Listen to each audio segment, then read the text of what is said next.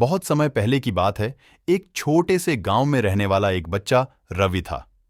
रवि बहुत ही बहादुर और खुशमिजाज बच्चा था। एक दिन उसके दोस्तों ने उसे भूतिया जंगल की एक अनोखी कहानी सुनाई। कहानी में कहा गया कि गांव के पास एक भूतिया जंगल है, जहां रात में भूतों की आवाजें सुनाई देती हैं। लोग कहते हैं कि जंगल में अगर कोई रात को जाता है तो उसे भूतों की चीखें सुनाई जाती हैं और वहां का सफर बहुत खतरनाक होता है। रवि यह सुनकर बहुत रोमांचित हुआ। उसने अपने दोस्तों से कहा, मुझे भी वहां जाना है, मैं डरने वाला नहीं हूं। उसके दोस्तों ने उसे रोकने की कोशिश की, लेकिन वह नहीं माना। उस रात रवि अकेले जंगल की ओर निकला। रात का समय था और जंगल अद्भुत और डरावना लग रहा था, लेकिन रवि ने अपने आप को हिम्मत दी और आगे बढ़ा। धीरे धीरे रवि जंगल की गहराई में चलता गया। बारिश की बूंदें गिरने लगीं और हवा भी ठंडी पड़ने लगी। रवि को डर लगने लगा, लेकिन वह अपने लक्ष्य को नहीं भूला। अचानक रवि ने एक भूतिया घर देखा। घर के बाहर लटकते झूले देखकर उसके हाथ पैर कांपने लगे, लेकिन उसने फिर अपनी हिम्मत जुटाई और घर के अंदर चला गया। घर के अंदर रवि को अचानक एक आवाज सुनाई दी। कौन है? उसने पूछा, लेकिन कोई उत्तर नहीं मिला। फिर से उसने सुना, कौन है? यह सुनते ही रवि के हाथ पैर ठंडे पसीने से भीग गए। धीरे धीरे रवि ने आवाज की ओर बढ़ाते हुए कहा, मैं रवि हूं, मैं यहां आया हूं क्योंकि मुझे आपकी कहानी सुननी है।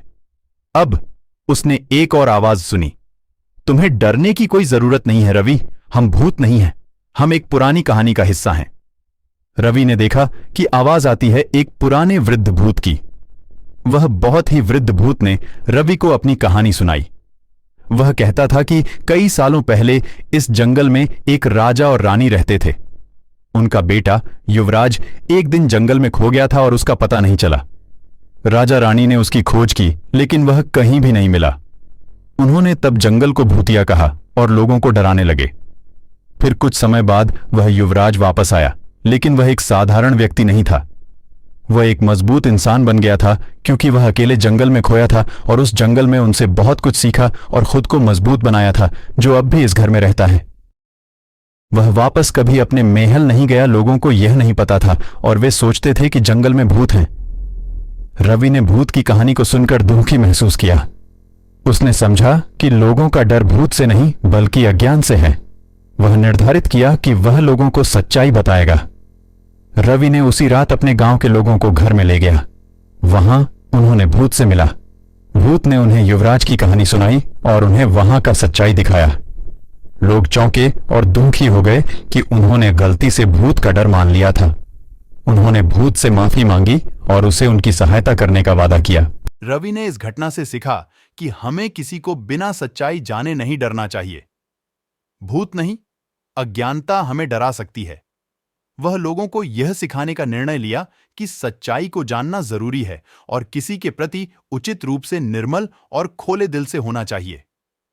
इसके बाद से भूतिया जंगल की डरावनी कहानियों का अंत हुआ और लोगों की यहां जाने की हिम्मत बढ़ गई।